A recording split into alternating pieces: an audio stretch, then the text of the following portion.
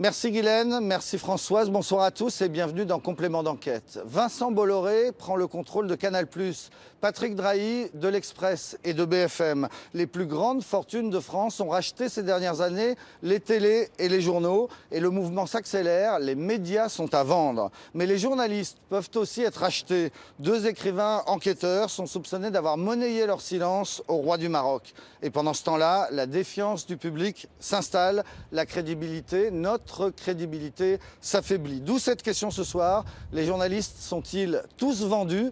C'est le thème de ce 318e numéro de Complément d'enquête. Et puis il nous dit, vous ayez peut-être une petite avance déjà en liquide. Et alors, oui, pourquoi pas.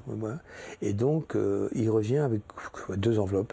Et il pose ces 2 enveloppes comme ça, et puis il dit au revoir, il part tout de suite. Et il me dit, vous vous rendez compte Eric, on est riche. On était riche 5 minutes, vous savez, c'est comme on est riche.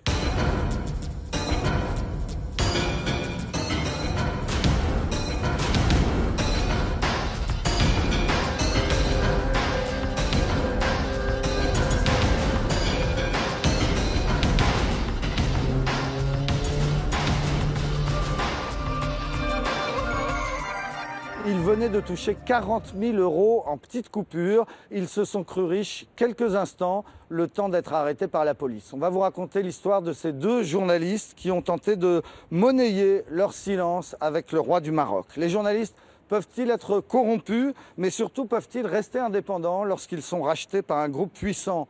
Portrait ce soir du discret Patrick Drahi, qui rachète beaucoup de médias. On parlera aussi de ces journalistes qui parfois oublient de vérifier leurs sources et qui racontent n'importe quoi. C'est l'histoire du bikini de Reims qui a fait la une des journaux cet été.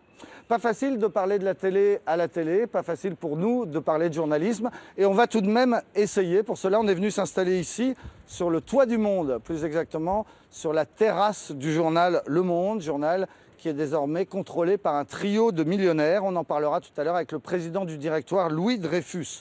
On parlera aussi bien sûr d'un autre grand industriel qui a fait une rentrée fracassante à Canal+, Vincent Bolloré. Mais donc d'abord, portrait d'un homme qui tisse discrètement sa toile. Patrick Drahi, la 3e fortune de France, mais aussi l'homme le plus endetté de France.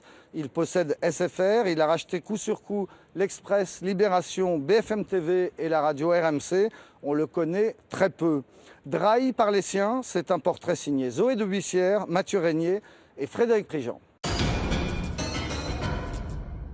Nous avons 2 postes supprimés à la direction générale, 22 postes supprimés à la direction financière, 7 postes supprimés à la direction des ressources humaines et la paye. C'était il y a 3 jours, un lundi noir dans l'histoire du journal L'Express. Un syndicaliste donne les détails du plan social qui attend les salariés. En tout, 125 postes seraient supprimés. Les 6 postes de la documentation sont supprimés. Voilà, excusez-moi. Cet été, 115 personnes ont déjà quitté le groupe de presse. Si ce plan social est appliqué, l'immeuble se videra d'un tiers des salariés. On ose nous dire que par contre, on va faire un journal de bien meilleure qualité demain que celui qu'on fait aujourd'hui. Mais de qui se moque-t-on? De qui se moque-t-on? De qui se moque Monsieur Drahi? C'est vraiment la question qu'on peut se poser. Monsieur Drahi, le voici. C'est le nouveau propriétaire. En juin dernier, il a racheté tous les titres du groupe. L'Express, l'Expansion, Lire ou encore l'Étudiant. Nous ne savons pas pourquoi Patrick Drahi a racheté l'Express. Et ça, on ne peut pas accepter de ne pas avoir la réponse à cette question. Monsieur Drahi est venu une seule fois dans ces murs. C'est pourtant un patron qui a de très grosses entreprises et il doit venir à l'Express. Il doit comprendre ce que nous sommes. Nous sommes un petit groupe de presse qui perdons de l'argent et c'est notre... À la tête de la rédaction, Christophe Barbier est dans ses petits souliers. Ces magazines perdent des millions d'euros chaque année. Pris entre le marteau et l'enclume, il tente de faire entendre la voix de Patrick Drahi. J'entends bien ce que tu dis. Je pense que ce groupe, il faut le sauver ensemble. L'actionnaire a ses ambitions, il a ses contraintes, il a ses stratégies. Que si tu me cherches, tu vas me... C'est ton avis. Il est vite pris à partie par les représentants du personnel. Donc je vais te le dire solennellement, d'accord? C'est ta dernière chance, je pense, de revenir avec nous et de te battre parce qu'on a besoin de toi. Mais on a besoin de toi avec nous et pas avec Drahi. Drahi, c'est l'actionnaire invisible, le milliardaire mystère. À ce jour, il n'a jamais donné la moindre interview à une télé française. Je suis en pleine forme. Son nom, son visage sont encore inconnus du grand public. Je suis en forme. Pourtant, Patrick Drahi, c'est la surprise de l'année. Un signe ne trompe pas. Cet été, il a fait la une du hors-série annuel de Challenge sur les 500 plus grosses fortunes de France. Depuis les limbes du classement, il s'est directement hissé dans le top 5. C'est exceptionnel, d'ailleurs ça nous dérangeait quelque part un petit peu, parce qu'on se disait est-ce que nos lecteurs vont comprendre, est-ce qu'ils vont penser qu'on a fait une erreur de calcul? Gilles Fontaine est l'un des 3 seuls journalistes à avoir rencontré l'homme d'affaires. C'était l'an dernier, après des dizaines de relances. Alors ça c'était le portrait qu'on avait sorti en février 2014. L'homme fuit les caméras, n'aime pas trop les mondanités. On est allé le voir à Londres et avoir pu discuter un petit peu avec cet homme qui est un petit peu le personnage mystère des télécoms. L'homme mystère des télécoms, désormais 3e fortune de France, est né il y a 52 ans à Casablanca. À l'âge de 16 ans, il débarque à Montpellier avec sa famille. 4 ans plus tard, il intègre Polytechnique, promo 83, et fait la fierté de ses parents, tous 2 professeurs. Un parcours brillant, rien de surprenant. C'est un enfant surdoué. Il raconte qu'il corrigeait à 14 ans les copies de maths de terminale de son père, qui était prof de maths. Patrick Drahi enchaîne avec Subtélécom, puis quelques années chez Philips. Mais le salariat, très peu pour lui. En 93, il crée sa propre entreprise. Et à l'époque où tout le monde ne jure que par les paraboles, lui fait le pari du câble. En France, seules les grandes villes ont été reliées. Drahi à contre-courant part à la conquête des petites. Il pose alors la première pierre de son empire à Cavaillon. Merci, vous aussi. Maurice Giraud était le maire de la ville à l'époque. Un jour, un jeune trentenaire vient le voir à l'hôtel de ville. C'était il y a 22 ans, mais l'élu n'a rien oublié de cette rencontre. C'est ici que ça a commencé. C'est une belle histoire, hein, pour M. Drahi, plus que pour moi, parce que moi je me suis arrêté en cours de route, lui continue. Nous sommes en 93. À Monsieur le maire, Patrick Drahi dépeint l'avenir, avec un projet dont le grand public ne connaît encore rien, Internet et surtout le câble. Un moyen de connecter Cavaillon au reste du monde. Patrick Drahi cherche des clients. Aux abords de la ville, il trouve un vivier d'abonnés potentiels. 5000 logements HLM qu'il s'empresse de câbler. Donc c'est là que ça se passait ? C'est là que ça se passe. Voilà le placard de la colonne montante. C'est une colonne qui part d'ici, qui va jusqu'au dernier étage. Avec le câble, c'est tout simple, hein, voilà. Patrick Drahi n'a aucun mal à convaincre les habitants de ces immeubles de prendre des chaînes de télé supplémentaires. Ce sont surtout des populations de personnes d'origine maghrébine, si vous voulez. Ce qui les intéresse, c'est de prendre leur pays, quoi, hein, parce qu'ils ont toujours dans le cœur le pays, hein, vous savez ce que c'est. Hein. Ça leur permettait de véritablement voir ce qui se passait chez eux, quoi. Et ça, M. Drahi, il l'avait senti Je pense. Il avait senti le potentiel. Oui, parce qu'il avait beaucoup d'odorat. Cavaillon, le point de départ du réseau Drahi. En moins d'une décennie, il tire des câbles dans toute la France et rachète peu à peu des opérateurs télécoms. D'abord les petits, puis les gros. Et pour cela, il a besoin d'argent. Il va frapper à la porte d'Hélène Ploy, qui dirige un gros fonds d'investissement. Nous avons été vraiment impressionnés par sa conviction, et sa conviction est fondée sur une connaissance et une compétence très grande du secteur.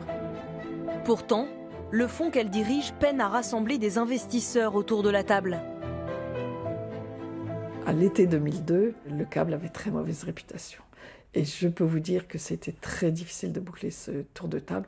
Nous avons été à notre taquet. On avait prévu d'investir moins dans cette opération et on a mis un peu plus. À l'époque, le câble, personne n'y croyait, non ? Exactement. Personne ne croyait le câble. Et c'est peut-être sa chance, justement, le fait que personne n'ait été sur le terrain à l'époque, personne n'y ait cru, à part lui, et qui a pu aussi faire des deals et racheter des boîtes au meilleur prix. C'est d'ailleurs sa grande force à Patrick Drahi, de toujours savoir investir au bon moment, à contre-cycle. Il savait qu'il voulait créer un grand groupe, il y avait de quoi créer un grand groupe et d'unifier tous les câbles opérateurs en France. Et puis, déjà, il avait une vision très patrimoniale. Un grand groupe qui, dès lors, ne cesse de grossir. Drahi a construit une rampe de lancement pour une ascension fulgurante. En 2005, il achète Numéricable. L'année d'après, il avale Nous. En 4 ans, il s'empare de 99% du câble français. En bas, s'il vous plaît. En bas, en haut, il n'y a personne en haut. L'an dernier, il réalise son coup de maître. Numéricable s'offre l'un des 4 opérateurs mobiles français, SFR. Un deal à 13 milliards d'euros, dont 10 prêtés par les banques, qui désormais le suivent les yeux fermés.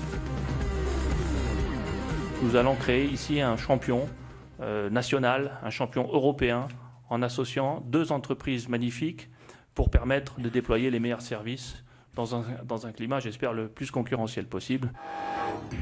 Un champion qu'il met tout de suite au régime sec.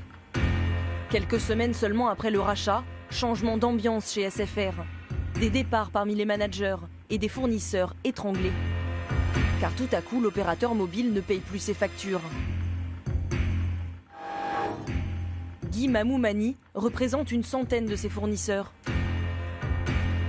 Il a rapidement croulé sous les appels au secours de ses adhérents. Dans les semaines qui ont suivi le rachat par un Numéricable, eh bien, de nombreux adhérents, et c'est monté en puissance, on va dire, se sont manifestés en disant que le comportement était inadmissible. Qu'est-ce qui se passait concrètement ? Concrètement, nous avions affaire à, globalement, un blocage de tous les règlements, une remise en cause de tous les contrats, en disant « j'ai signé un contrat à un niveau et aujourd'hui, je souhaite que ça soit 30% moins cher ». Donc voilà, on se retrouvait dans une situation dramatique. Des pratiques illégales. Guy Mamoumani demande l'arbitrage de Bercy. Très vite, SFR s'incline et règle les impayés. Mais les méthodes inquiètent les pouvoirs publics. En mai dernier, Patrick Drahi est sommé de s'expliquer devant les députés. Alors, c'est une audition importante et nous avons l'honneur de recevoir Monsieur Drahi. Je voulais lui dire d'ores et déjà en début que notre commission n'est pas à vendre. Hein, parce que, le milliardaire ne se démonte pas. Pour justifier son intransigeance, il évoque le laxisme de l'ancien actionnaire, Vivendi. En fait, SFR, c'était la fille à papa, en gros. C'est-à-dire qu'elle dépensait, elle achetait des choses, elle passait la journée en vie, elle dépensait de l'argent, mais ce n'était pas elle qui payait les factures. Et à la fin du mois, la fille à papa, elle envoyait le relevé de la carte bleue, de tout ce qu'elle a dépensé, et la maison mère payait, rubis sur ongle, sans regarder les dépenses de la jeune princesse. Bon, sauf que le papa, il a changé, et moi, ma fille, elle ne fait pas comme ça. Économiser jusqu'au moindre centime, faire du cost-killing, c'est le système Drahi. Car il doit rendre des comptes à ses créanciers, les banques. Quitte à faire de la trésorerie sur le dos de ses fournisseurs. C'est ça Patrick Drahi, c'est-à-dire qu'il va toujours au bout du bout des choses, c'est-à-dire qu'il voit jusqu'où il peut économiser de l'argent. En fait, ça vient de son modèle, c'est-à-dire qu'il se finance grâce à la dette qu'il a levée. C'est-à-dire qu'il va voir les banquiers, il dit « donnez-moi de l'argent, moi je rachète une boîte, pour simplifier, qui n'est pas en très bon état ou dans laquelle je vais pouvoir faire beaucoup d'économies. » Et il rembourse sa dette avec toutes les économies qu'il peut faire dans la boîte. La méthode porte ses fruits. Drahi a construit son château de câbles. Désormais, Il veut diversifier son empire. Il jette alors son dévolu sur les médias, toujours avec les mêmes méthodes. Cette nouvelle aventure démarre en 2013, à l'autre bout de la Méditerranée, en Israël, l'autre pays de Patrick Drahi.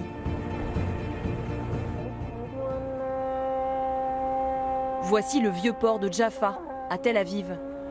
Ici, il a choisi de financer une chaîne de télévision, I24 News. Un projet hors norme, l'un des plus personnels, la seule entreprise de son empire dont il est accepté de nous ouvrir les portes. Il en a confié les clés à un proche, Franck Melloul.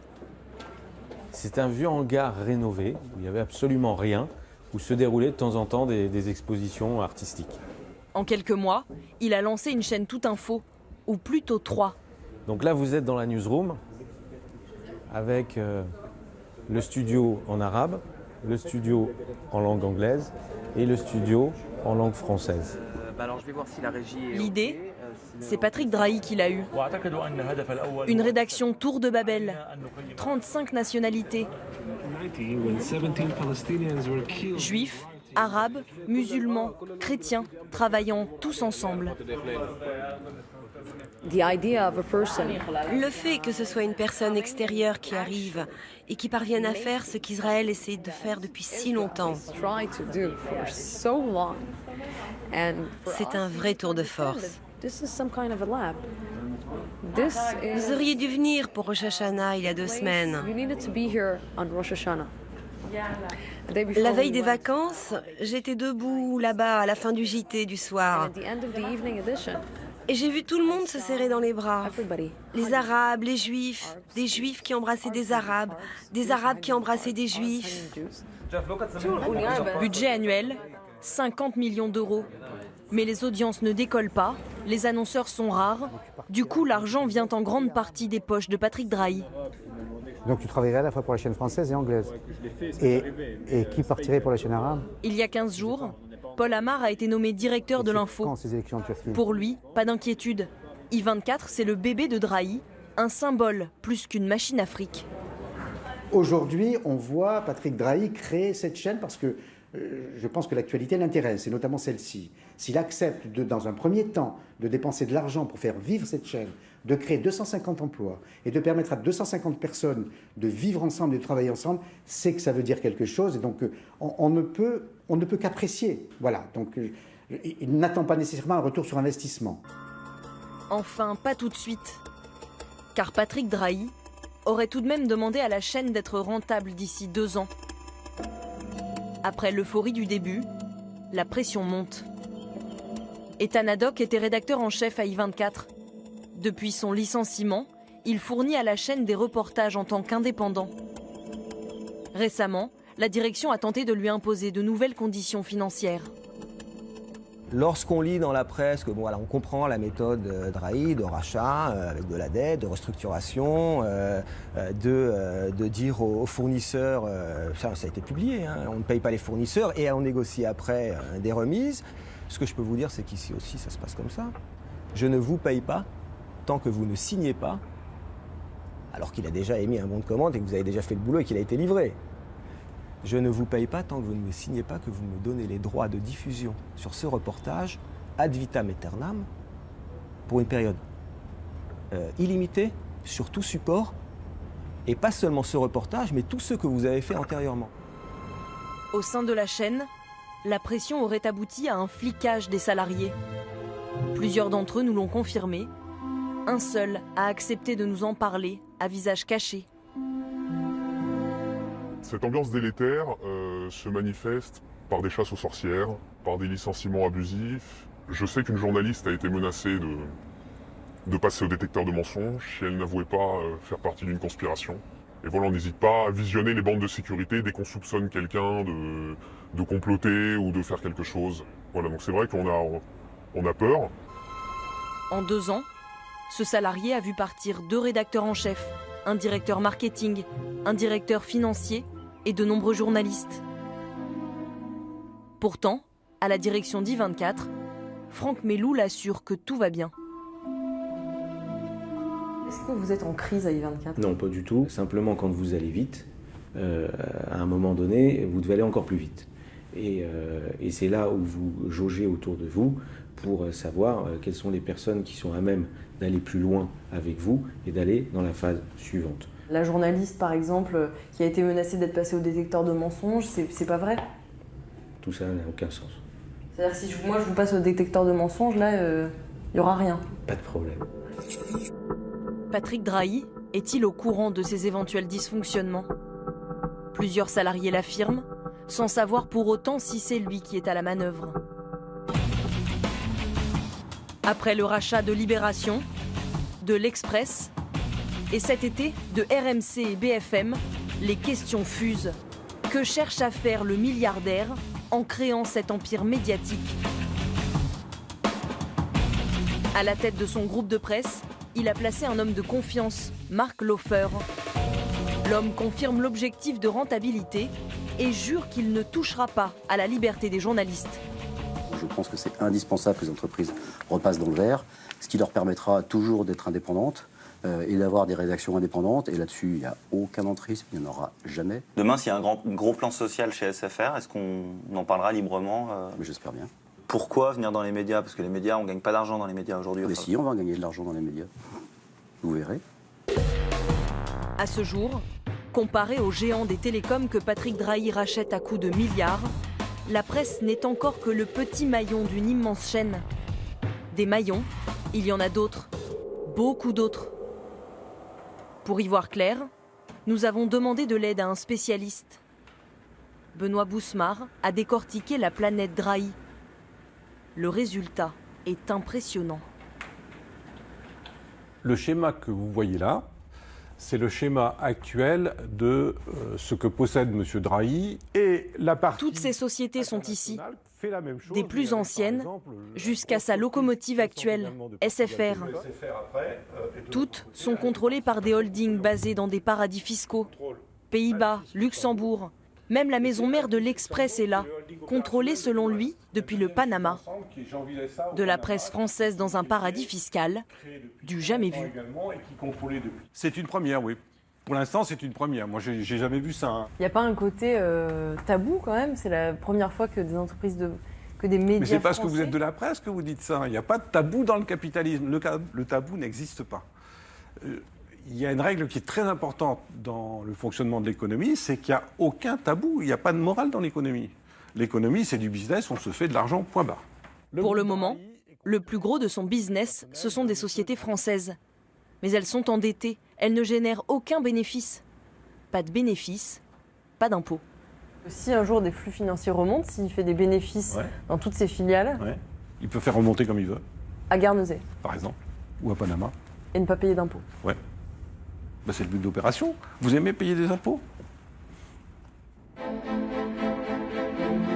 On ne sait pas si Patrick Drahi aime payer des impôts. Mais coup de chance, il vit dans un paradis fiscal. Depuis 1999, il s'est installé à Genève. Pourtant, d'après cette attestation, sa résidence fiscale est aujourd'hui à Zermatt. Une petite station de ski, difficile d'accès. 3 heures de route depuis Genève, puis un quart d'heure de train pour grimper depuis la vallée.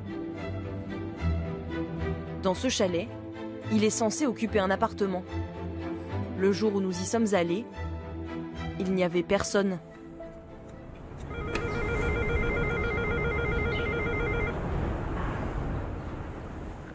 À part pour l'air pur, pourquoi choisir de résider au fin fond du canton du Valais? Philippe Quesnel est un avocat spécialisé dans l'installation des étrangers en Suisse. Un Français qui vit ici peut demander à être imposé non pas sur sa fortune, mais sur ses dépenses. C'est ce qu'on appelle le forfait. À Zermatt, il est encore plus intéressant qu'à Genève. Un paradis fiscal dans le paradis fiscal. Si on parle du minimum, je dirais que dans le canton du Valais, une personne qui achète un appartement 5 millions de francs suisses va être imposée grosso modo sur 400 à 450 000 francs suisses. Et donc payer à peu près combien? Donc payer grosso modo dans les 150 à 150 000 francs suisses d'impôts. Et ce, peu importe sa fortune réelle. Et ceci, peu importe sa fortune réelle. Sa fortune, difficile d'en connaître le montant exact. La holding personnelle de M. Drahi est basée dans un autre paradis fiscal, à Guernesey. L'opacité y est encore plus dense que le brouillard qui enveloppe parfois les cimes du Mont Cervin.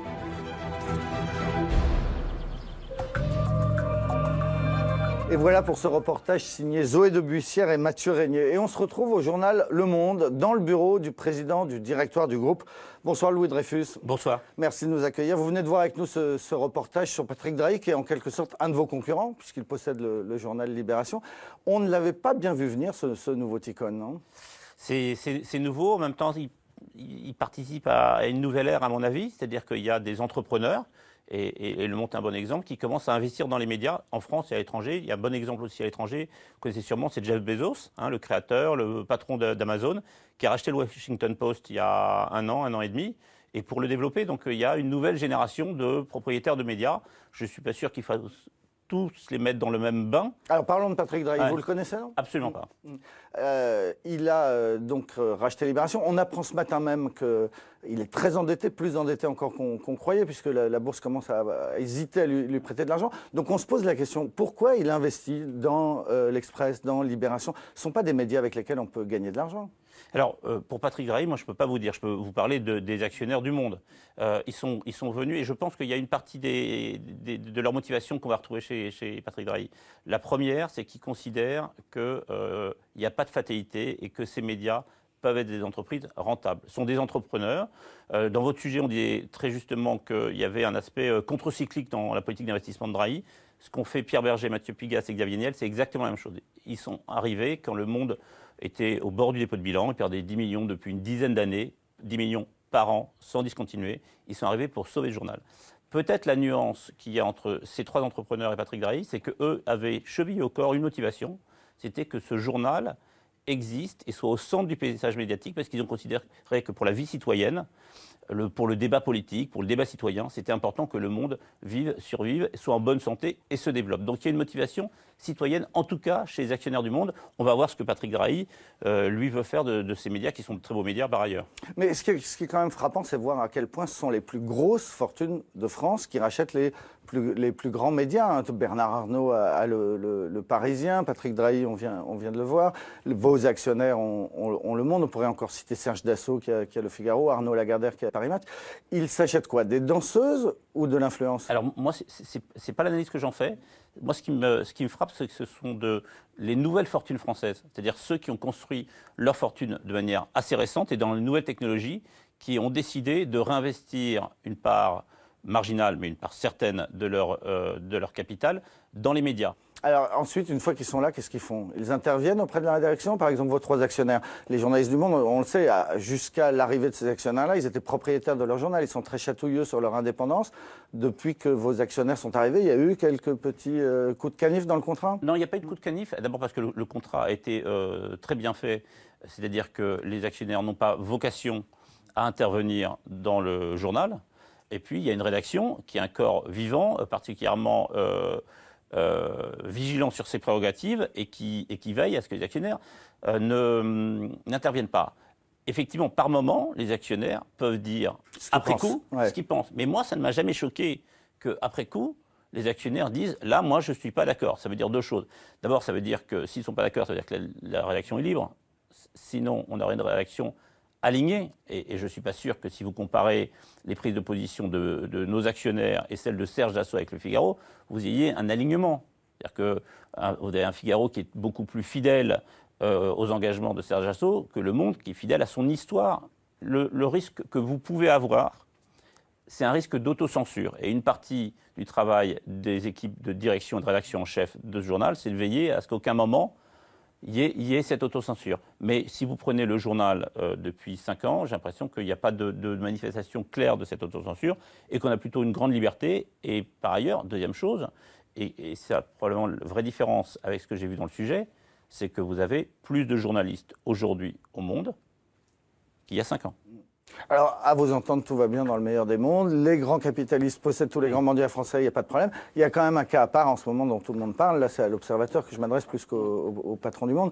C'est le cas Bolloré. Quand il reprend le groupe Canal+, comme on l'a vu depuis la rentrée, avec une certaine brutalité dans la façon de licencier les cadres, avec une intervention sur la ligne éditoriale, quand il renvoie les auteurs des Guignols. C'est même dans votre journal, dans Le Monde, que j'ai appris qu'il commençait à écrire des sketchs pour les Guignols. Là, on n'est plus dans le cas de figure dont vous venez de parler, d'un actionnariat coupé de la ligne éditoriale. On est sur quelque chose d'assez atypique. Nous, on considère au Monde que l'actif, donc la valeur économique, elle réside dans la qualité des contenus et dans l'indépendance des contenus qu'on fabrique. Donc qu'il y a un alignement des intérêts des actionnaires qui veulent que cette entreprise marche et soit rentable, et de la rédaction qui veulent faire les meilleurs contenus possibles. Ce que je lis de ce que ferait Vincent Bolloré... Notamment dans votre journal, oui. Notamment dans le journal, donc je pars du principe que c'est exact, et va à l'inverse de ça. Donc je pense que Vincent Bolloré est un grand capitaine d'industrie, et donc il verra très vite s'il perd massivement des abonnés, ou massivement de l'audience, par exemple sur les tranchants clairs, sur lesquels visiblement il s'est penché en priorité, ou si au contraire il a des résultats, et il sera jugé sur ces résultats. Vincent Bolloré, c'est aussi Havas, la grande agence de publicité et d'achat d'espace, donc très important pour les médias. Est-ce que c'est vrai que Bolloré vous a fait perdre beaucoup d'argent pour sanctionner un papier qui ne lui avait pas plu? Nous, on n'a jamais eu de preuve explicite que le fait qu'on ait des relations plus compliquées avec Havas soit directement lié avec une du magazine ou avec un papier sur Vincent Bolloré. Est-ce que vous diriez que c'est l'homme le plus puissant de France en ce moment entre ses activités dans les médias, c'est l'ensemble de ses activités industrielles, ses activités publicitaires? C'est pas comme ça forcément que je le verrais, parce que si vous regardez dans le PAF français, Canal+ reste quand même un petit morceau du PAF, c'est en termes d'audience petit, donc je crois que c'est aujourd'hui celui qui fait l'actualité, mais c'est peut-être pas le cas. Merci beaucoup Louis Dreyfus de nous avoir reçus ici au Monde. On va revenir sur ces questions des médias à vendre tout à l'heure avec Daniel Schneiderman, le journaliste qui depuis 20 ans se consacre à la critique du journalisme. Avec lui, on va aussi commenter cette autre curieuse affaire, ces deux journalistes d'investigation qui ont été arrêtés au moment où ils se faisaient remettre de l'argent par un avocat marocain, de l'argent pour ne pas publier leur livre à charge sur le roi du Maroc. Maroc, le prix du silence, c'est un reportage de Laure Paulet, Christophe Quinck et Xavier Pupérou. Se refaire une image, celle d'un homme respectable. En quelques semaines, Éric Laurent a couru plus de plateaux télé que durant toute sa carrière de journaliste d'investigation. Mais cette fois, il n'a aucun bouquin en promo. Nous reviendrons sur cette incroyable affaire de chantage présumé exercé par deux journalistes sur le roi du Maroc, Mohamed VI. L'un des journalistes en cause, Éric Laurent, réagira aux nouvelles révélations du JDD hier. Depuis un mois, le reporter se débat face aux condamnations de toute sa profession. Bonsoir Éric Laurent. Bonsoir. Alors, cette fois encore sur le plateau, il va passer un sale quart d'heure. On me dit que j'ai exercé du chantage et l'extorsion de fonds contre le roi du Maroc. Vous avez 3 rendez-vous. Vous avez accepté l'argent quand même. Et alors? Mais attends, mais... pardon. Non, mais attendez, j'ai fait 20 livres, attendez. Non, mais c'est pas le problème, je vous demande si vous avez accepté l'argent. Mais j'accepte une transaction financière. Alors, je vais vous expliquer en 2 mots comment je conçois les choses. J'ai fait 20 livres qui jusqu'alors, non, je crois... On parle juste de celui-là. Pardon? On parle de celui-là déjà. Non, mais attendez, la transaction. Il n'y a aucune polémique, je veux dire, quant à mon intégrité. Alors là, pour 25e interview en à peine 10 jours, et elle a sorti toujours le sentiment de ne pas être entendue. Ça a été pour vous? J'ai pas pu. Vous attendiez à ces questions? Bien sûr, j'attendais à ces questions, mais je ne m'attendais pas... Oui, je m'attendais à ces questions globalement, mais à une telle mise en cause, voilà, ça recommençait autour de ça, et non pas des preuves ou des accusations sur l'extorsion, chantage, tout ça, etc. Lui voulait s'expliquer sur les faits. Pour ses intervieweurs, c'était presque inutile. La justice se prononcera, moi je ne vais pas... voilà. Mais moralement et déontologiquement, à mes yeux, c'est plié. Et quand vous dites que cette affaire fait réfléchir tous les journalistes? Oui, parce qu'elle est inimaginable.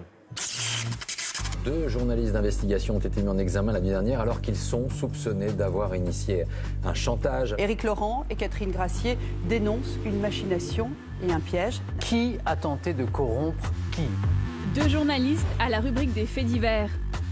Fin août, Éric Laurent et Catherine Gracier sont arrêtés à Paris, après une plainte de Mohamed VI, roi du Maroc.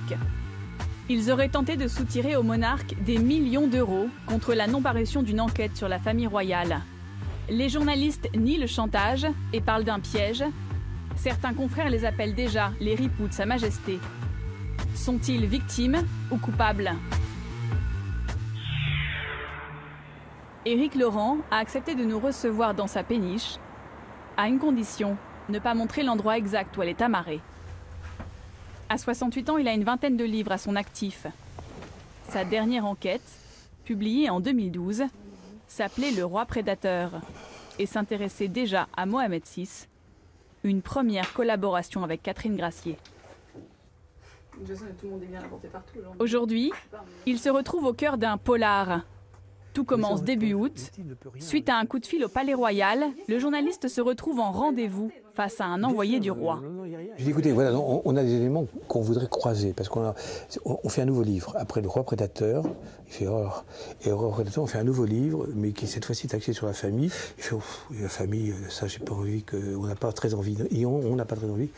Non, il me dit sur la famille, non, on aimerait mieux que ça ne sorte pas. Et il me dit, on ne pourrait pas envisager une transaction. Et puis, petit à petit, dans la conversation, l'idée de transaction est amenée par lui, pas par moi. Et puis il me dit, vous n'auriez pas quand même une idée de ce que vous voudriez Et là, il fait, je sais pas, un chiffre, donc il lance 3000 dirhams, j'ai entendu 3000 dirhams, non, dollars, non, j'ai dit 3 millions. Voilà, c'est ça, et à ce moment-là, j'ai dit 3 millions, mais c'est un jeu, je ne crois pas une seconde. Ce premier rendez-vous a eu lieu le 11 août, dans ce palace parisien. 10 jours plus tard, l'émissaire marocain propose une seconde entrevue, au même endroit. Il me dit « Ah, bonjour, monsieur Laurent », et il reprend tous les éléments un à un. Je dis, il égrène tous les éléments, c'est-à-dire, voilà, vous accepteriez de ne plus faire de livres, vous accepteriez de vous engager effectivement à ne plus écrire sur le Maroc, vous accepteriez effectivement en échange de 3 millions, etc. Et voilà, tout ça, comme si, une checklist qu'il égrène comme s'il voulait qu'elle soit enregistrée. Et là, je me dis, c'est curieux.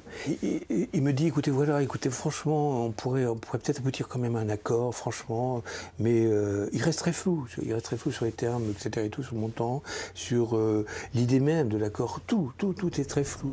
Le 27 août, troisième rencontre. Cette fois, Catherine Gracier, co-auteure de l'enquête, est présente. C'est même elle qui propose le lieu du nouveau rendez-vous, un autre hôtel de luxe, toujours dans le quartier de l'Étoile à Paris. Éric Moutet, son avocat, nous raconte. Elle le résume très bien aux policiers. J'y vais pour voir. Parce que c'est vrai que au départ, ça lui paraît totalement délirant. Je veux dire, 3 millions pour ne pas écrire un bouquin. Enfin, je veux dire, qui prendrait ça au sérieux tant qu'on n'a pas des éléments tangibles. Donc elle n'y croit pas en réalité. Voilà, donc, pour voir, est-ce qu'ils vont aller jusqu'au bout? Il dit, vous savez, de toute façon, moi c'est très simple. Hein. Je vais vous dire, si on n'arrive pas à un accord, il dit ça. Il dit ça, il n'arrive pas à un accord, moi j'ai un mandat jusqu'à midi. Je dis pourquoi un mandat jusqu'à midi? Je trouve ça très curieux. Il dit à midi, j'arrête de négocier avec vous. Écoutez, il dit, c'est dommage, il dit, parce qu'on pourrait vraiment arriver à un accord. Il y a cette espèce de tentation. C'est là que ça bascule pour elle dans sa tête. C'est-à-dire que là, elle se dit, mais merde, ils sont prêts à payer, quoi. Ils sont prêts à me payer ça pour que je n'écrive pas ce livre. Le rendez-vous dure 5 heures. Un accord est finalement rédigé à la main sur une simple feuille blanche. 2 millions d'euros pour ne plus rien écrire sur le royaume du Maroc. Un accord signé par les deux journalistes et leurs contacts marocains. Catherine Gracier rédige le texte sous sa dictée à lui. Et ensuite, on signe, puis il nous dit vous ayez peut-être une petite avance déjà en liquide.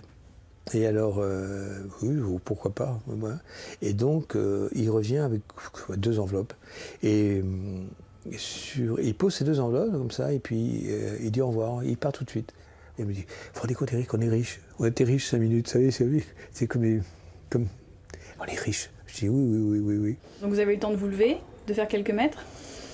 Oui, et je sors, je fais quelques mètres, je suis sur les marches encore, et à ce moment-là, je vois un type qui arrive sur moi et qui dit police. Je dis police, oui, alors il dit suivez-nous. Qu'est-ce qui se passe dans votre tête? Je me dis c'est très con, c'est vraiment très con. C'est vraiment stupide. Au bout de tant d'années, en arriver là. Bonsoir, à la une, quand un journaliste français fait chanter le roi du Maroc. Incroyable histoire que nous vous révélons. En fait, juste avant le deuxième rendez-vous, le roi du Maroc avait déposé plainte contre les deux journalistes. Depuis, la police guettait le flagrant délit. Après leur arrestation, Éric Laurent et Catherine Gracier sont amenés dans cet immeuble de la police parisienne. Ils sont mis en examen dans la nuit pour chantage et extorsion de fonds. Pour Éric Dupond-Moretti, avocat du Maroc dans ce dossier, les propos tenus par Éric Laurent dès le premier rendez-vous sont accablants. On a une certitude, c'est que c'est lui qui le premier parle de fric. À quel moment-là? Comment ça se passe? Tout de suite. Il explique qu'il a besoin de 3. Et son interlocuteur lui dit, mais 3 000. Il dit non, 3 millions. Il raconte que c'est pour la retraite. Il met tout de suite en cause Gracier en disant, mais Gracier, elle a des chevaux, donc elle a besoin, le cours de l'avoine a considérablement monté ces temps derniers. Et voilà comment ça part, cette histoire. Et puis ensuite, c'est des choses qui sont... ah, mais ce sont des révélations explosives. Bah, sous-entendu, vous avez intérêt à casquer. Voilà, là, j'utilise le langage des voyous. Vous avez intérêt à casquer. Ouais, il faut aligner la thune. Voilà, bah, c'est ça. Et là, ce qui est incroyable, c'est qu'on a fait chanter un chef de l'État. Alors qui a parlé d'argent en premier? S'il est avéré que ce sont les journalistes, il y a chantage, un délit qui peut coûter jusqu'à 5 ans de prison. Mais les bons connaisseurs du Maroc le savent, le Palais Royal est capable de proposer de l'argent contre l'arrêt d'une enquête. C'est ce qui est arrivé à Gilles Perrault juste avant la parution de son livre sur Hassan II, le précédent roi. Une enquête qui, en 1990, fit vaciller le royaume. Le Maroc qui achète des journalistes, c'est possible? C'est banal. C'est banal. Ah, c'est banal? Bien sûr. Ouais, ils ont essayé avec mon livre. Bah oui, bien sûr. Comment ça s'est passé? Alors Hassan a envoyé son ministre de l'Intérieur, Driss Basri, voir notre ministre de l'Intérieur, qui était à l'époque Pierre Jox. Et Driss Basri a dit à Pierre Jox, voilà, nous venons d'apprendre qu'un livre allait paraître, ça va compromettre les bonnes relations entre le Maroc et la France. Donc il ne faut pas que ce livre paraisse. Bien entendu, nous sommes prêts à dédommager l'éditeur et l'auteur. Et Pierre Jox a répondu, écoutez, Perrault, il a très mauvais caractère et à mon avis, vous ne devriez même pas lui en parler parce que ça va mal se passer. Voilà. Bon, et donc ça a été sans suite. En août dernier, l'émissaire envoyé par le roi du Maroc n'était pas le ministre de l'Intérieur, mais un avocat d'affaires habitué à travailler pour le palais, Hicham Nassiri, passé par les plus grands cabinets internationaux et basé à Casablanca. Sur la corniche de la ville, ses bureaux ont pignon sur rue. Ils font partie du groupe britannique Allen & Overy, réputé dans le monde entier. Après avoir demandé plusieurs fois une interview en vain, nous venons tenter un contact direct avec Maître Nassiri. Nous sommes équipés d'une caméra discrète. Non, je voulais juste vous dire que Ce n'est pas Maître Nassiri qui nous reçoit, mais son assistante, bien briefée sur la question. Et je voulais savoir s'il était possible de faire une interview avec Maître Nassiri. Je vous ai déjà expliqué que tout le volet contact avec les journalistes était géré par Maître Éric Dupond-Moretti et il n'y a rien de nouveau depuis. D'accord, c'est-à-dire qu'il n'y a aucune communication en dehors de Maître Dupond-Moretti. Ça a été décidé depuis le début, c'est ça? Voilà. D'accord. Et vous savez pourquoi? Aucune. Dans quel but cet avocat a-t-il été envoyé à Paris à la rencontre des deux journalistes? Pour tenter d'avoir la réponse, nous nous sommes donc adressés au premier intéressé. En 16 ans de règne, Mohamed VI, roi du Maroc, n'a jamais accordé une seule interview télévisée. Il y a 10 jours, il recevait en grande pompe François Hollande pour célébrer l'amitié franco-marocaine après de longs mois de froid diplomatique. Objectif, que les retrouvailles soient belles. Les journalistes et leurs micros sont tenus à bonne distance. Et apparemment, poser une question au roi, ça ne se fait pas. Sa Majesté,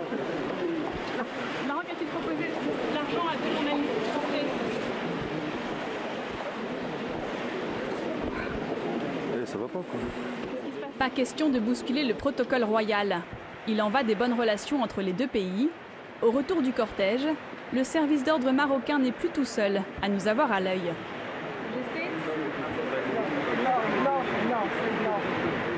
Une des chargées de communication de l'Élysée nous demande de nous arrêter.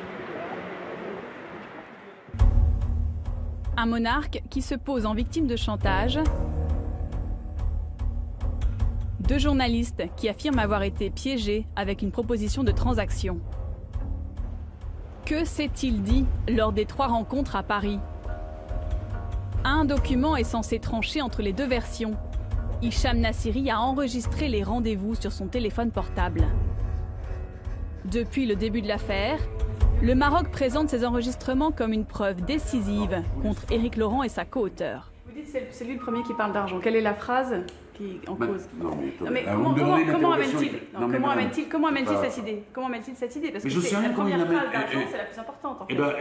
Demandez-lui, vous allez l'interroger, c'est lui qui le premier parle d'argent. Il dit, bah oui, il faudrait que 3 et l'autre en face, c'est pas, il dit 3000. Il y en a toute une collection de phrases où ils mettent en avant ce que leur boulot pourrait avoir de dévastateur. C'est extrêmement clair, il suffit de le lire, je ne peux pas vous les donner, je ne les ai pas.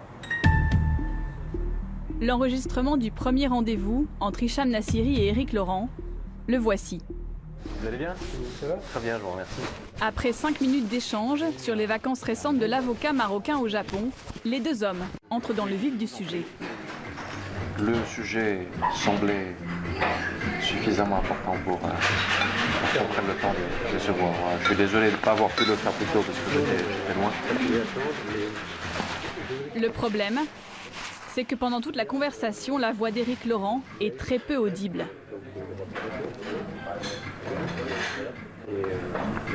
Et en fait, notre éditeur À aucun moment, l'avocat ne semble questionné par le journaliste sur des informations à vérifier. En revanche, le mot transaction est perceptible à la 34e minute dans la bouche d'Hicham Nassiri, mais faisant semble-t-il référence à un échange précédent.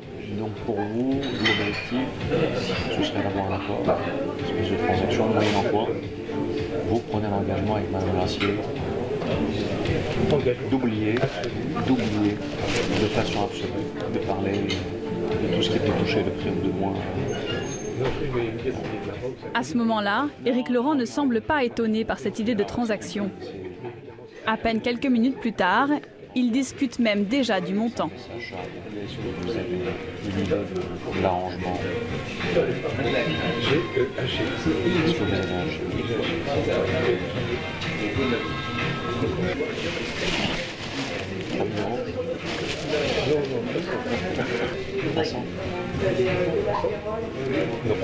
Là, je n'ai aucune idée. On dira pour nous. On parle Hicham Nassiri a supprimé cet enregistrement de son téléphone portable. C'est une copie qu'il a transmise à la justice. Un expert a été désigné pour juger de son authenticité. Il s'est déclaré incapable de confirmer ou d'infirmer que l'enregistrement ait été modifié. La justice se prononcera. Reste qu'au départ de toute l'affaire, ce sont bien les journalistes qui ont pris contact par téléphone avec le Palais Royal pour croiser leurs informations, explique-t-il. Une démarche étrange pour qui a déjà enquêté sur ce pays. Tous ceux qui ont un petit peu travaillé sur le Maroc, oui, qui connaissent un peu, mais un peu simplement le Maroc, éclatent de rire. Croiser les informations. Qu'est-ce qu'ils attendaient? Que le roi du Maroc, Mohamed VI, leur dise « Ah ben oui, venez, on va discuter de tout ça. Vous m'accusez de turpitude, de m'enrichir sur le dos de mon peuple, de constituer une fortune, d'arrondir encore la fortune créée par mon père, l'une des grandes fortunes de ce monde. Eh bien, on va en discuter autour d'une tasse de thé, bien sûr. Non, mais enfin, on rêve, non? » Enquêter sur le Maroc, un art difficile qui risque aujourd'hui de se compliquer plus encore. Omar Brouxi, journaliste marocain, connaît bien Catherine Gracier. Ils ont travaillé ensemble dans le même journal à Casablanca, le journal hebdomadaire, réputé pour son indépendance, est aujourd'hui fermé. Lui, qui dit avoir dû déjà résister à une tentative de corruption du pouvoir marocain, en veut beaucoup aux 2 journalistes français. Moi, ce qui m'a dérangé dans cette affaire, ce qui m'a déçu, c'est le fait qu'ils aient pris l'argent. Qu'ils aient reconnu avoir pris l'argent. Et qu'ils aient été arrêtés avec de l'argent, plein les poches. C'est une trahison, ce qui s'est passé. Oui, à ce point, parce que les sujets sur lesquels elle travaille et les sujets sur lesquels on travaille, ce ne sont pas n'importe quels sujets, ce sont des sujets qui sont assez sensibles. Et les journalistes qui travaillent sur ces sujets prennent des risques. Pour publier ses enquêtes, Omar Brooksy n'a aujourd'hui d'autre choix que de se tourner vers des éditeurs français. Avec cette affaire, Éric Laurent, lui, a perdu le sien, mais dit vouloir un jour écrire ce livre qui, faute de lui avoir rapporté le pactole, lui aura coûté très cher.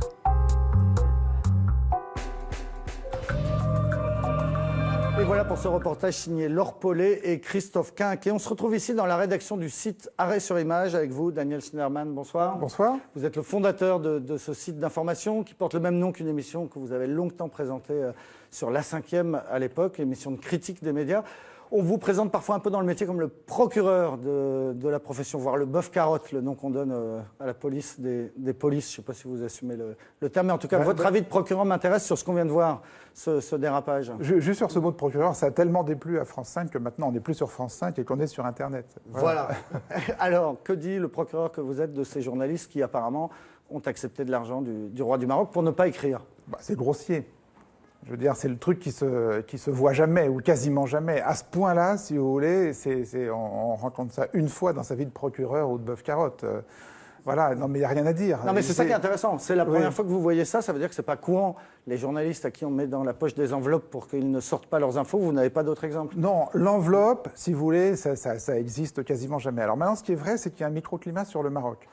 Le Maroc a très envie d'avoir une bonne image dans les médias français. Et plus globalement l'Afrique peut-être, parce que des journalistes payés pour ne pas écrire, effectivement, moi non plus, je n'avais pas d'autres exemples en tête. En revanche, des journalistes payés pour écrire un livre, à la gloire d'un chef d'État, à la gloire d'une entreprise, ça, on a déjà entendu parler, non? Alors, je crois que votre émission s'appelle « Les journalistes tous vendus », c'est bien ça? Point d'interrogation. Point d'interrogation. Alors, on va essayer de répondre à ces questions.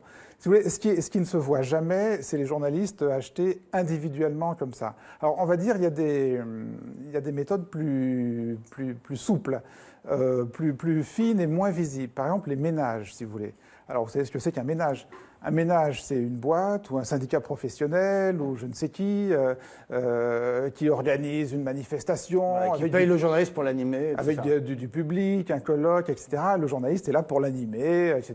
C'est un très bon professionnel, donc après tout, pourquoi pas le payer pour le... Voilà, donc celui-là, il est vendu. Pour animer. Écoutez, oui, ça pose quand même un problème. Alors, il y avait une spécialiste de ce genre de choses, c'était Christine Ockrent, à l'époque de sa splendeur, quand elle présentait le journal. Voilà, sans doute qu'elle continue un peu. Je sais qu'à France Télévisions, les syndicats sont très vigilants contre ce genre de choses, donc maintenant c'est plus compliqué. Mais ça, si vous voulez, c'est ce qui se rencontre le plus, on va dire, le plus régulièrement comme mode d'achat des journalistes. Et puis alors, il y a la façon d'acheter les journalistes en achetant le journal, tout simplement. Voilà. Et là, on en vient à ce qui se passe actuellement et dont on parlait tout à l'heure avec Patrick Drahi, avec Vincent Bolloré, avec Bernard Arnault qui rachète Le Parisien aujourd'hui en France. En ce moment, les grands titres français sont rachetés par les plus grandes fortunes de France. C'est pas ça la façon de dire journalistes tous vendus parce que tous achetés? C'est bien sûr. Alors là, on les achète en gros. On les achète plus individuellement. Je veux dire, on les achète pour plusieurs raisons. On les achète d'abord parce que on a envie de se servir du média pour arranger ses propres affaires. C'est le cas de Serge Dassault et du Figaro.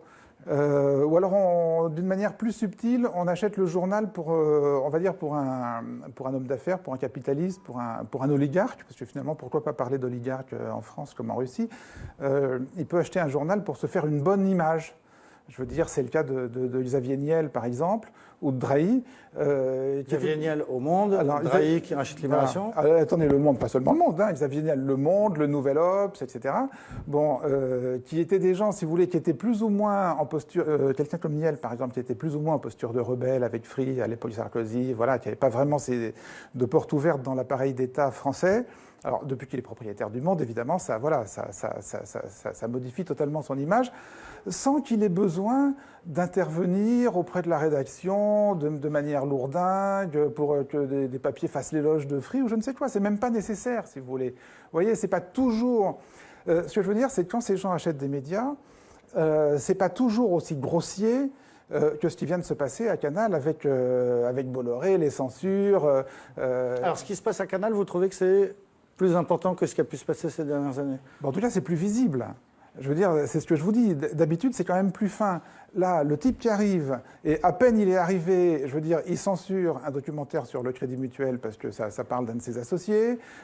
Il enlève du replay de la chaîne un documentaire sur une enquête sur l'OM parce qu'il n'a pas envie de se fâcher avec l'OM. Il déprogramme un documentaire sur les rapports entre Sarkozy et Hollande. Là, je veux dire, c'est aussi grossier que du Éric Laurent, quoi. C'est aussi visible. Alors, il y a un collectif de journalistes qui vient de publier donc Informer n'est pas un délit pour expliquer qu'en gros, il y a des nouvelles formes de censure, que ce serait aujourd'hui plus difficile que jamais de pratiquer le journalisme en France. Vous êtes d'accord avec cette idée? C'est ce qu'on vient de dire, oui. Je veux dire, mais c'est vraiment plus difficile aujourd'hui que ça ne l'était il y a quelques années, quand sans remonter jusqu'au temps, le ministre de l'Information décrochait son téléphone pour dicter le conducteur du 20h? Ça n'a jamais été très facile, je veux dire, voilà. Et en même temps, ça a toujours été un processus dialectique, si vous voulez. Il y a toujours eu des puissances qui se sont exercées sur la presse pour l'empêcher de parler de ci, ou pour l'obliger, au contraire, à parler de ça.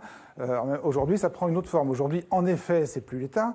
Je veux dire, bon, on parle là ce soir sur une télévision publique, mais je ne pense pas que tous les soirs, la ministre de la Culture vous appelle pour vous dire... voilà, je suis content que vous le confirmiez, j'avais un doute. Bon, mais aujourd'hui, oui, effectivement, c'est davantage les oligarques. Ouais. Alors, ce qui va suivre maintenant va vous intéresser aussi. C'est une enquête d'ailleurs que vous avez sûrement fait sur ce qu'on appelait une bavure journalistique, l'affaire dite de la police religieuse à Reims, ou l'affaire du bikini de Reims, ou comment un fait divers banal, mal présenté au départ par un quotidien, a été ensuite repris, déformé et amplifié. La rumeur de Reims, c'est une enquête de Nathalie Sapena, Julien Pelletier et Michael Bozo. C'est un fait divers banal qui d'ordinaire reste cantonné à la rubrique des chiens écrasés du journal local. Une affaire dont l'écho n'aurait jamais dû franchir les murs de la ville de Reims. Le 22 juillet dernier, une jeune femme en maillot de bain est agressée par 5 filles à la suite d'une altercation. On est descendu du tram, on est arrivé par là, donc on est descendu par là. Adoum la grande, Zora la petite. 2 copines qui passent leurs après-midi au parc Léo Lagrange avec leurs amis. Ce jour-là, elles croisent Angélique allongée sur l'herbe en short et en haut de maillot de bain. C'était juste là.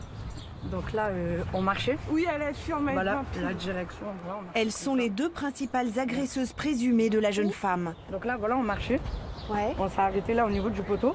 Et j'ai dit, je pourrais pas me mettre dans un parc public. Et ensuite, de là, elle a dit, la prochaine fois, je me mettrai les seins nus. Donc je me suis avancée à elle, je me suis rapprochée. Et quand Zora, elle a vu que je me rapprochais à elle, elle est venue, et elles m'ont tous suivie. J'ai demandé à la fille qu'est-ce qu'elle avait dit, donc elle m'a répété ce qu'elle m'a dit à distance. Et de là, elle m'a dit, de toute façon, en gros, de là, après, elle m'a fait des reproches sur mon corps. Et elle après, vous a dit quoi? Que genre, vu mon corps, je pourrais pas me mettre en maillot de bain. Et donc, quand elle a dit ça, moi, ça m'a blessée et j'ai eu une claque. Et de là, moi, j'ai essayé de calmer les choses. Parce que voilà, c'était un truc bidon, c'était un truc. Voilà, c'était tout bête. Et elle m'a regardée, elle m'a mis une gifle. Donc après, moi, j'étais comme ça, j'ai regardé tout le monde à droite, à gauche. J'ai dit, mais elle m'a mis une gifle. Et après, elle a attrapé mes cheveux et après, oui, il y a eu une bagarre. Vous êtes battu avec elle? Voilà, on s'est battu. Œil au beurre noir, échymose, la bagarre se solde par 4 jours d'interruption temporaire de travail pour la victime, 3 jours pour Zora. Les 5 agresseuses présumées sont mises en examen pour violence en réunion. Fin de l'embrouille, la fable du bikini de Reims peut commencer. Il était une fois 5 musulmanes intégristes qui attaquent une Française trop dénudée à leurs yeux. Pour les médias, le motif est religieux. Twitter s'emballe, l'extrême droite en fait ses choux gras. Même SOS Racisme y va de sa manifestation. Au cœur des vacances, tout le monde entend parler de cette histoire, jusqu'en Angleterre et en Espagne, malgré les démentis sur le motif religieux. Comment les médias ont-ils pu se tromper à ce point? Zora et Adoum n'en reviennent toujours pas. Pourquoi j'irais taper les gens parce qu'elles sont en maillot de bain? Alors que, au contraire, c'est bien, je sais pas, elle montre son corps, c'est bien pour elle. Moi, j'ai rien contre ça. Du coup, bref, j'aurais pas dû régler ça avec une claque, c'est vrai. Maintenant, ce que je comprends pas, c'est que c'est parti aussi loin, certes, et que aussi, ils ont remis ça sur d'autres notre religion. Tout a commencé par un article du journal local, l'Union de Reims. Un titre vendeur, un fait divers que le journaliste sait faire croustiller, loin de la sécheresse d'un rapport de police. En 40 lignes bien troussées, il campe une agresseuse choquée par une tenue indécente, écrit-il. Voir cette femme qui bronze au soleil semble contraire à sa morale et à sa conception des bonnes mœurs. Dans la phrase suivante, il se met à la place de la victime, qu'il décrit effaré par un tel discours au relent de police religieuse. Ces mots vont allumer l'incendie. L'Union est une institution en Champagne-Ardenne. 100 000 lecteurs par jour, 120 journalistes. La rédactrice en chef Carole Bouillet était présente ce week-end-là, quand l'article paraît le samedi 25 juillet, 3 jours après la bagarre. Pas très bon. Comment a travaillé votre journaliste? Alors notre journaliste... Qu'est-ce qui lui a permis d'écrire au relent de police religieuse? Alors, bon, déjà, ce que je voudrais dire, c'est que c'est un journaliste qui est spécialisé dans les faits divers, qui travaille sur le terrain depuis une vingtaine d'années. Comment il a travaillé?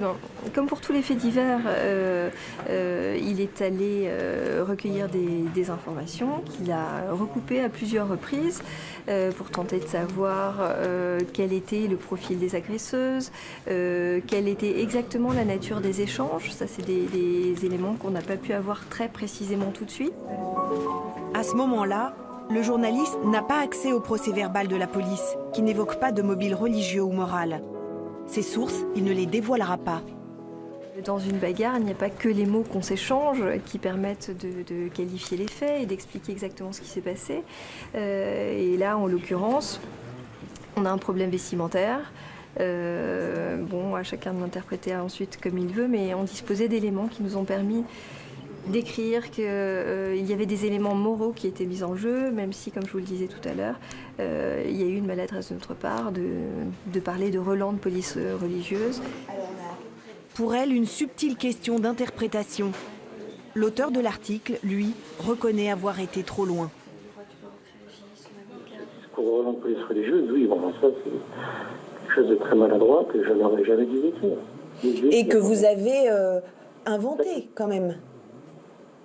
Ah oui, alors là, personne ne m'a prononcé devant moi le mot police religieuse. Là, c'est clair. Évidemment, racontée de cette façon, l'histoire est beaucoup plus sexy. La rédactrice en chef la poste sur Twitter. En 140 signes, tout y est. Pic d'audience sur le web du journal. L'article de l'Union est immédiatement repéré par les sites identitaires et d'extrême droite, comme F de Souche, l'un des premiers à relayer l'info. C'est un lecteur qui est de Reims, qui lit l'Union de Reims tous les jours, qui a vu l'article, qui s'est dit que ça peut nous intéresser. Et à partir de ce moment-là, nous on a fait buzzer l'information. Pour Pierre Sautarel, le responsable du blog, F de Souche est un site de réinformation. Une revue de presse qui recense ce que les médias traditionnels cacheraient sur l'immigration et l'islam. Dans l'affaire du bikini de Reims, Pierre Sautarel estime avoir relayé l'information en toute objectivité. Quand nous on a publié l'article, le seul truc qu'il y avait, c'était une fille a été agressée pour des raisons religieuses dans un parc. Nous, qu'est-ce qu'on a vu? On a vu cette information-là, on s'est dit « Ah ça, c'est intéressant comme information, surtout dans notre logique à nous qui est de s'intéresser et de décrire tous ces phénomènes communautaires, toutes ces tensions communautaires, ça allait parfaitement dans notre sujet. Si un journaliste le dit, c'est à lui de vérifier son information. Nous, une fois que c'est publié, on le reprend. » Et il a également diffusé le démenti de la justice sur le mobile religieux. Pourtant, à bien regarder son tweet, ce n'est pas un simple copier-coller de celui de l'Union de Reims. Il ajoute le mot-clé « police religieuse ». L'expression erronée du journaliste de Reims devient l'information principale. Le message est reçu 5 sur 5 par ses 14 000 abonnés, parmi lesquels Franck Guillot, Dans la vie, il est conseil en communication. Politiquement, il est contre l'immigration. Le tweet de Pierre Sautarel, il l'a tout de suite renvoyé à ses 7000 abonnés, avec une fioriture supplémentaire, à Tracaille.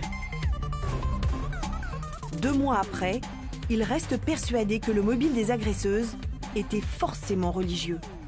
Au début, il disait carrément qu'il pouvait y avoir un motif religieux. C'est ensuite le parquet qui a dit il n'y a pas de motif religieux.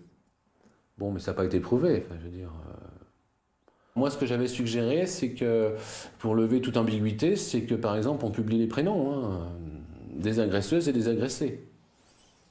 Voilà. Et là, ça aurait levé toute ambiguïté, ça aurait pu lever l'ambiguïté. Mais c'est parce que les agresseuses sont musulmanes qu'elles attaquent quelqu'un pour des motifs religieux.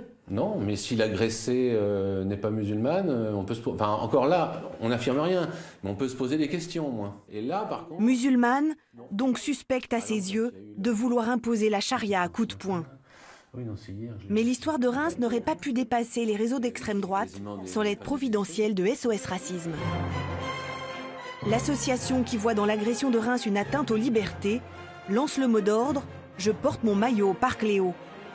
Des milliers de filles se photographient et envoient leurs photos en signe de soutien. C'est un raz-de-marée.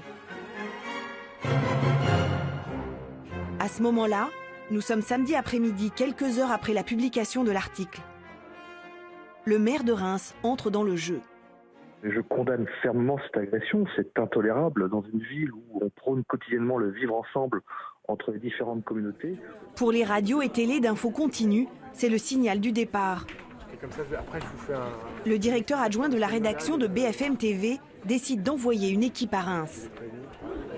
Nous, on va se contenter le dimanche matin de ces propos du maire qu'on considère intéressants à double titre, à la fois parce qu'il est politique, il condamne ce qui s'est passé, et puis que nous, on considère que quand même le maire de cette ville de près de 200 000 habitants en France est quelqu'un d'informé sur ce qui se passe dans sa ville.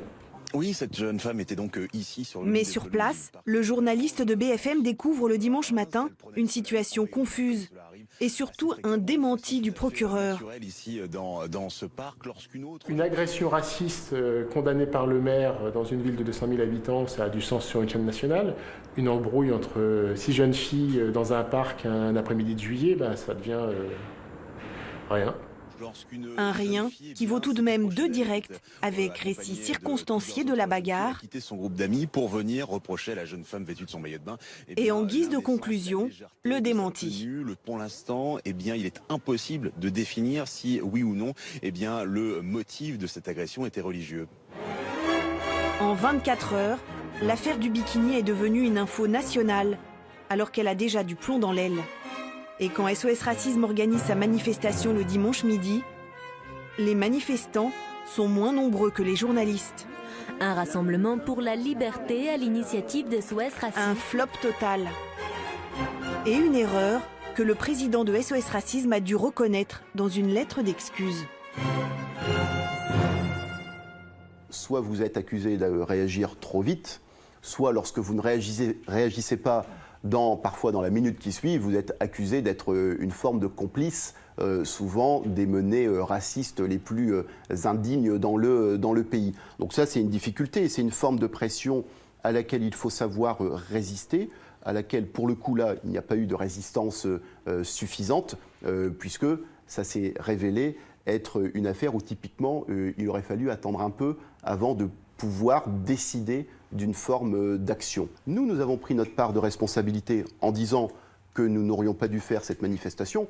Ce serait bien que les médias fassent aussi parfois leurs critiques, ça ferait peut-être un peu de bien.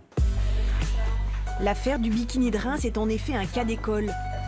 Des journalistes trop pressés et un thème explosif, l'islam.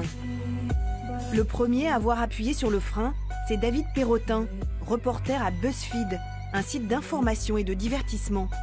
Avant tous les autres médias, il réussit à joindre l'une des agresseuses. Je lui pose des questions, c'est un témoignage classique, mais elle me dit à plusieurs reprises qu'il n'y a rien de moral ou de religieux dans cette histoire. On est dimanche soir quand il publie le premier article complet sur cette histoire, étayé par le démenti du parquet. En 2 jours, 40 000 tweets ont été échangés, dont 11 000 avec le hashtag de SOS Racisme. Moi, je veux bien qu'on accuse les réseaux sociaux et qu'on dise les rumeurs partent des réseaux sociaux. Le fait est, c'est que dans cette histoire-là, la rumeur n'est pas partie d'un réseau social, n'est pas partie de Twitter, mais elle est partie d'un article, d'un journaliste, d'un média reconnu, légitime, et elle est partie de là. Donc là, et c'est peut-être pour ça aussi que ça prend beaucoup plus d'ampleur. Pour éviter un tel désastre, il aurait fallu que les médias attendent de pouvoir interroger la victime de la bagarre, Angélique. Celle que le journal L'Union décrivait effarée par un discours au relent de police religieuse s'exprime pour la première fois dans les médias. Une jeune femme de 21 ans, très angoissée, que nous rencontrons chez son avocate.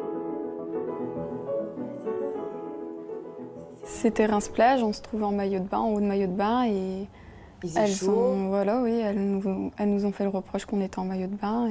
Mais en dehors de ça, il n'y a eu aucune implication religieuse. Vous n'avez pas eu affaire à des policières islamiques? Non, du tout, non. Elles étaient habillées comme vous et moi dans la vie de tous les jours. Qu'est-ce qui a déclenché la bagarre? Le fait que je lui ai répondu et que du coup, ça lui a pas plu. Et elle était vraiment... Depuis sa déposition au poste de police, sa version n'a jamais varié d'un iota. Traumatisée par l'agression, paniquée par l'emballement médiatique, la jeune femme qui aimait bronzer dans le parc Léo s'est terrée chez elle. Déjà, je n'arrive plus à sortir toute seule. J'ai du mal.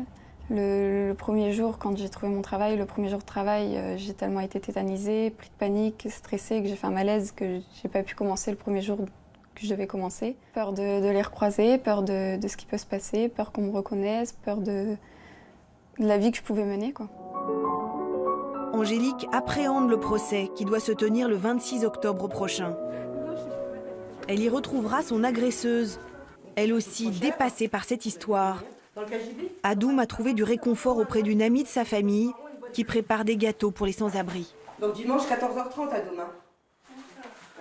Et sans elle, peut-être qu'à cette heure-ci, je serais pas là, avec les idées noires que j'avais. Vous savez, quand on a un tempérament impulsif, des fois on réfléchit pas à ce qu'on fait. Hein. Puis c'est après qu'on se dit, j'ai fait une bêtise, quoi. Mais c'est toujours après. Puis à 20 ans, on a le droit de faire des bêtises. Comme je vous dis, je redirai, parce que je serai là au procès aussi, c'est une altercation entre filles. Voilà, c'est tout, c'est rien.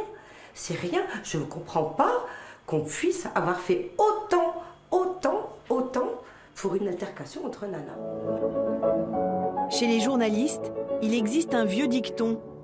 Une info et un démenti, ça fait deux informations, et c'est toujours la fausse qui reste dans les mémoires.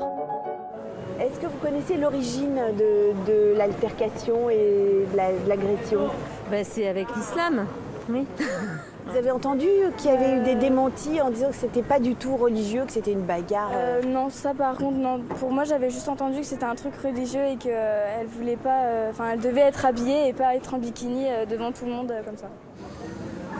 Démenti, non, je pense pas. Non, c'est réel. C'est réel. Pour aller au parc Léo Lagrange de temps en temps, c'est bien réel. Même sur les sites internet ou quoi que ce soit, on a bien vu l'article. Par contre, mais on n'a pas trop vu après. À Reims, la fable du bikini a encore de beaux jours devant elle.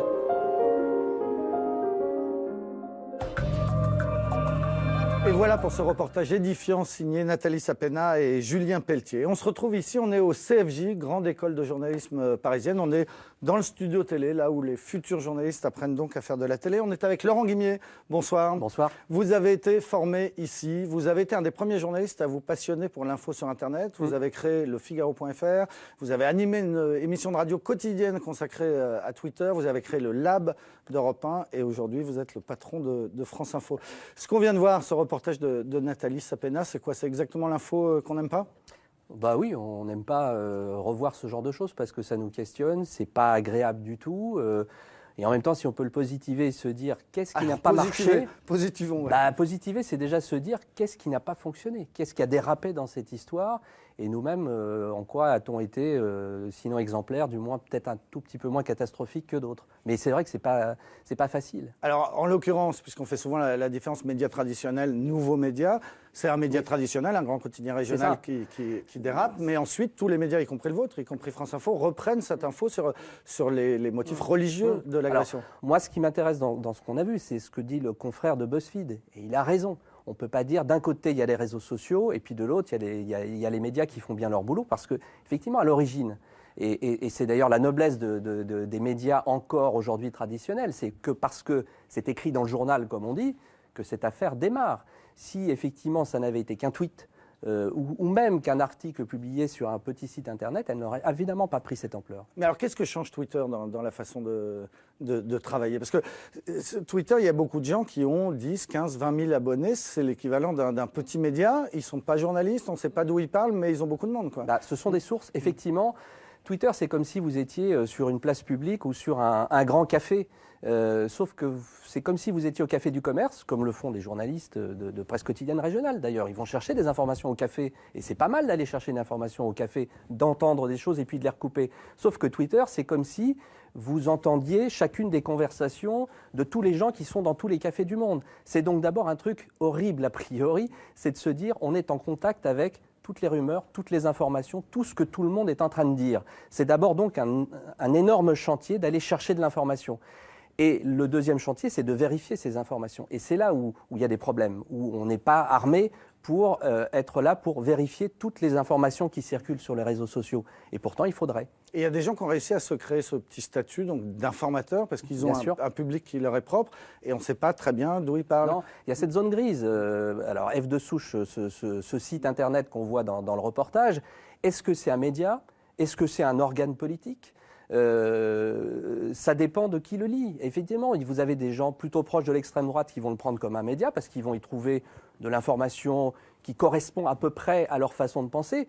Mais c'est aussi le cas de certains journaux. Enfin, il y a des journaux, je ne parle pas de mensonges et de vérité, mais il y a certains journaux qui reflètent à peu près ce que vous aimez dans la vie, vos opinions politiques, et vous avez plutôt tendance à lire un journal plutôt de gauche ou plutôt de droite. Sur Internet, c'est exactement la même chose. Sauf que, effectivement, on ne sait pas si ce sont des journalistes ou des militants qui écrivent, parce que la forme est la même, parce que vous pouvez faire ressembler un tract à un journal. C'est cette zone grise qui est complètement aujourd'hui nocive pour l'information, pour la démocratie.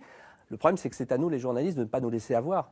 Parce que nous, c'est notre métier. Comment vous faites le tri, vous? Parce que vous avez été un des premiers à vous dire il ne faut pas mettre ça de côté, dire ils ne sont pas journalistes, c'est pas bien. Vous y allez, vous trouvez des infos, vous trouvez que c'est une source, mais il faut en permanence trier, quoi. Et il faut trier. D'abord, il y a des sources qu'on connaît, il y a des, entre guillemets, des sources dignes de foi, mais comme dans la vraie vie, entre guillemets. Encore une fois, vous avez, quand vous êtes journaliste, vos informateurs, vous avez rendez-vous avec des gens dans des cafés ou dans des ministères. C'est à peu près la même chose sur les réseaux sociaux. Mais après, il faut toujours aller vérifier. Il faut décrocher le téléphone. Moi, je l'ai vécu sur le lab d'Europe 1. Je le vis aujourd'hui à France Info. L'idée, c'est que quand vous lisez quelque chose sur Twitter et que ça émane de quelqu'un, vous essayez déjà de savoir si c'est une vraie personne. Et puis ensuite, vous essayez de l'appeler au téléphone ou de la rencontrer. Oui, mais les jeunes, le public, ils pensent que Twitter est une source sérieuse. Bien sûr, en elle-même. Parce que c'est un média qui est à la fois digne de foi et en même temps quelque chose sur lequel peuvent être relayées les pires rumeurs. C'est pour ça que moi je plaide depuis maintenant presque 10 ans pour que nous, les médias, nous soyons aussi présents sur les réseaux sociaux. Parce que s'il peut rester encore quelque chose de positif, parce que moi j'aime bien positiver dans ce grand bain dans lequel on est, c'est de se dire que nous sommes un label, nous sommes des marques ou un label de confiance. Et si je suis sur Twitter et que France Info va sur Twitter, quand France Info dit quelque chose sur Twitter, on peut le croire. Et donc c'est à nous de faire le tri, mais d'être aussi dans le café, d'être sur la place publique pour dire nous sommes des journalistes et nous travaillons. Et alors les apprentis journalistes, ceux qui sont par exemple ici, on est au CFJ, il faut aussi complètement changer les formes d'enseignement. Il faut changer. Leur apprendre à se servir de Moi, tout ça. j'ai fréquenté ces murs il y a 23 ans. Internet n'existait pas. Les téléphones portables n'existaient pas. Les réseaux sociaux non plus. Et donc, moi, je suis d'une génération, peut-être la dernière génération, qui a appris le métier sans Internet. Tout ça est en train de se stabiliser, se normer. Il y a aujourd'hui, ici, des gamins qui sont formés parce que leur pratique, c'est les réseaux sociaux, Facebook, Twitter. Je pense que c'est cette génération qui va écrire le langage, la langue des médias pour laquelle on va partir pour des décennies. Mais encore, nous, on est encore dans une phase de transition. On est des immigrants du numérique. on apprend la langue, on ne sait pas trop comment se débrouiller et on essaye de faire le moins de bêtises possible. Merci beaucoup Laurent Guimier, directeur de France Info et spécialiste de l'info sur Internet. Voilà pour les 2 ou 3 choses qu'on avait envie ce soir d'expliquer sur ce métier très décrié qui est le nôtre. Merci à ceux qui m'ont aidé à préparer cette émission. Thomas Auro, Joël Bruandé et Clément Castex à la rédaction en chef. Caroline Durand à la préparation des plateaux. Philippe Lallemand à leur réalisation. La semaine prochaine, complément d'enquête sur l'univers du travail, les placards et les placardisés et l'ampleur des discriminations à l'embauche. Tout de suite, musique sur France 2, Alcaline.